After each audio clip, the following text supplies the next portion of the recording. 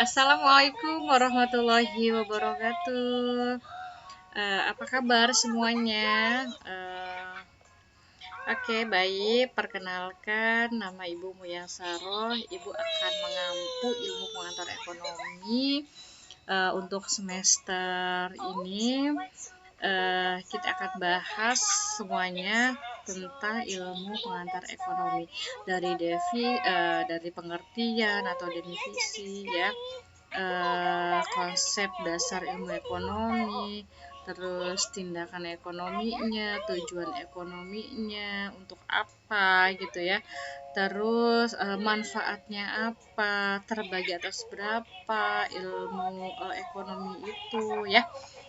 Oke, baik, kita langsung saja ke pengertiannya. Apa itu ilmu pengantar ekonomi ya?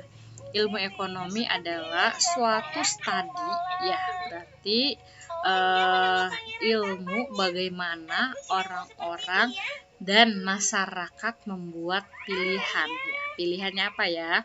Dengan atau tanpa penggunaan uang ya, berarti yang dilakukan tanpa menggunakan uang ya, dengan menggunakan sumber daya alam terbatas, tetapi dapat dipergunakan dalam berbagai cara untuk menghasilkan berbagai jenis barang dan jenis barang dan jasa, dan mendistribusikannya untuk keperluan konsumsi sekarang dan masa datang kepada berbagai orang dan golongan masyarakat.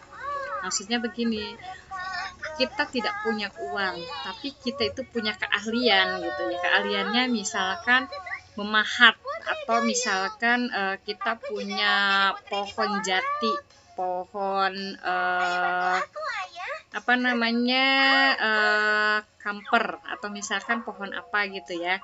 Dari pohon jati itu kita cuma hanya punya keahlian, terus kita tebasin tuh misalkan pohonnya karena udah besar, dibuat kursi, dibuat jendela gitu kan, dibuat pintu gitu ya, dibuat apalagi yang memang itu bisa bernilai ya. Jadi sampai untuk menghasilkan jenis barang dan jasa, dan bisa didistribusikan kepada masyarakat untuk keperluan konsumsi ya. Atau kita punya keahlian tani ya, pertanian, dari persawahan itu kan sumber daya ya, sumber daya. Terus ditanamin lah pohon-pohon gitu ya, entah kacang, entah misalkan sayur-sayuran, entah jagung. Dari jagung itu kan dibuat misalkan bakwan jagung gitu kan, untuk keperluan konsumsi kan kepada masyarakat sekarang dan masa yang akan datang, untuk orang dan golongan masyarakat atau kebutuhan lainnya gitu ya. Intinya ilmu ekonomi ini dari bahan mentah ya, dari bahan mentah kan, kayunya misalkan dari hutan ya, dari bahan mentah jadi setengah jadi ya, menjadi jadi ya, jadi udah diproduksi ya, udah jadi ini ya, dan didistribusikan kepada masyarakat sekitar gitu ya.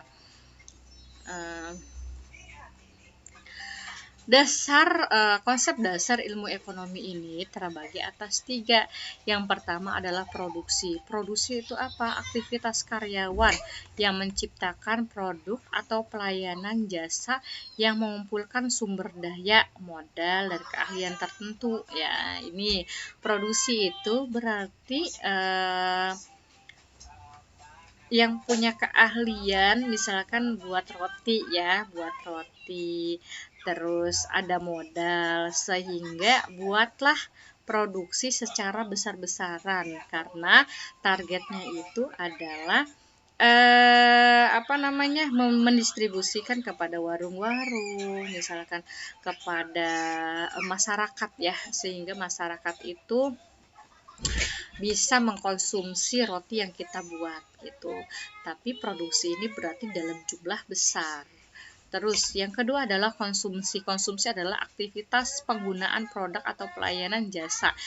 Konsumsi itu yang makan produk dari produksi itu ya. Apa aja produknya gitu ya yang dihasilkan dari produksi itu, entah roti, entah misalkan baju gitu ya. Ya, siapa sih yang membelinya? Yaitu masyarakat, karena masyarakat butuh dan bermanfaat bagi hidupnya. Kalau misalkan nggak makan roti atau misalkan ini masyarakat akan kelaparan gitu. Dan ketiga ini adalah distribusi.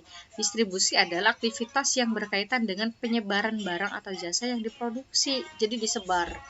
Misalkan produksinya ini home industry, apa misalkan produksi seperti perusahaan. Kalau perusahaan berarti cakupannya besar seluruh Indonesia. Tapi kalau misalkan home industry biasanya di wilayah, karena wilayah Banten cuma hanya wilayah Banten gitu ya. Syukur-syukur kalau misalkan sudah brandnya bagus gitu ya, udah sampai mancanegara gitu kan, dengan produksinya juga lebih dari kapasitas yang biasanya itu satu harinya 1000 ton misalkan, jadi 10.000 ton karena ke mancanegara gitu ya. Itu adalah produksi, harusnya distribusi dan dikonsumsi oleh masyarakat gitu ya. Tindakan ekonomi ini adalah usaha yang dilakukan manusia dalam memperoleh keberhasilan dan keuntungan ya. Tindakan ini berdasarkan dua aspek, yaitu tindakan rasional dan irasional. Berikut penjelasannya. Yang pertama, tindakan rasional. Usaha manusia untuk memilih barang terbaik mereka yang membandingkan dengan toko sebelah dari mulai harga, pelayanan, kualitas, dan rasa. Ibu akan contohkan tindakan ekonomi di sini, misalkan Alfamart sama Indomaret ya. Alfamart itu sama aja mempunyai kesamaan dalam masalah penjualan ya. Atau misalkan gini, di kampus itu banyak banget yang jual air minum, tapi dari harga itu beda, dari penjualan beda, dari pelayanan beda. Di situ kalian akan memutuskan mana yang sekiranya nyaman untuk dibeli gitu ya, atau dikonsumsi. Di situ aja, misalkan gini, kalian beli minum air mineral, tapi ketika itu yang penjual itu jutek misalkan, pastinya kalian kan hanya sekali, malas di situ mah orangnya jutek gitu kan.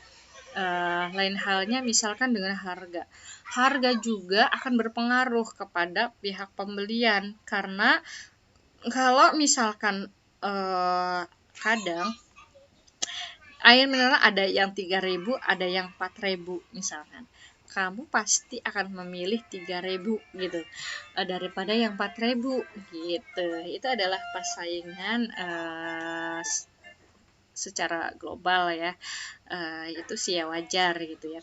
Yang penting harus diperhatikan ketika kita berbisnis antara kanan dan kirinya gitu ya. Selanjutnya, tindakan irasional adalah usaha manusia untuk memilih yang terbaik dan menggunakan, tetapi mereka kerap menyesal karena telah membelinya setelah mereka gunakan barang tersebut tidak sesuai dengan ekspektasi.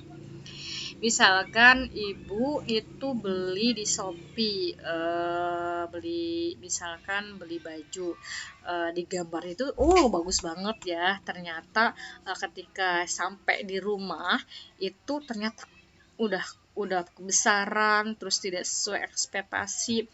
hal apa yang kalian lakukan gitu kan, ya pasti akan mempunyai penilaian, nggak mau lagi lah beli di toko itu gitu. Tapi kalau misalkan di toko itu bagus, pas bagus banget sesuai real pitch gitu ya, bakalan kalian ketagihan untuk membelinya gitu. Itu adalah tindakan ekonomi rasional dan irasional gitu ya.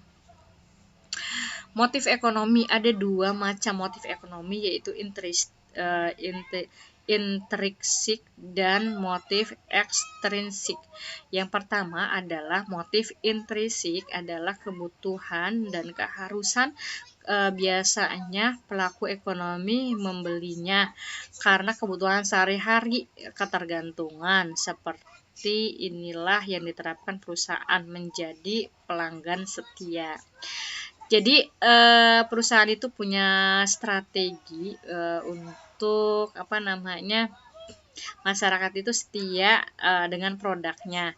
Misalkan sampo, sampo itu tadinya sampo biasa, ternyata nanti ada sampo untuk anti ketombe gitu.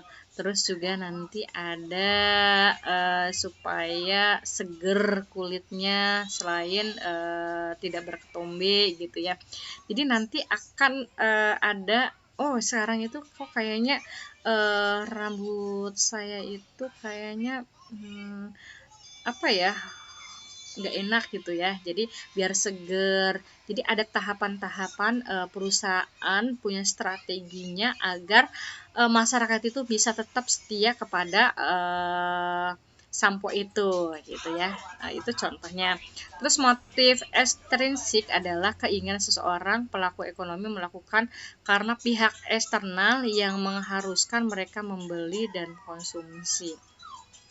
Ini sebenarnya keterikatan dengan kerja ya, atau perjanjian yang mengharuskan saya stok itu berapa gitu ya. Itu sebuah perjanjian-perjanjian yang sudah dibangun oleh setiap pihaknya gitu. Jadi biar setia itu nanti sampo itu misalkan beli satu gratis satu gitu. Itu sebenarnya strategi juga ya.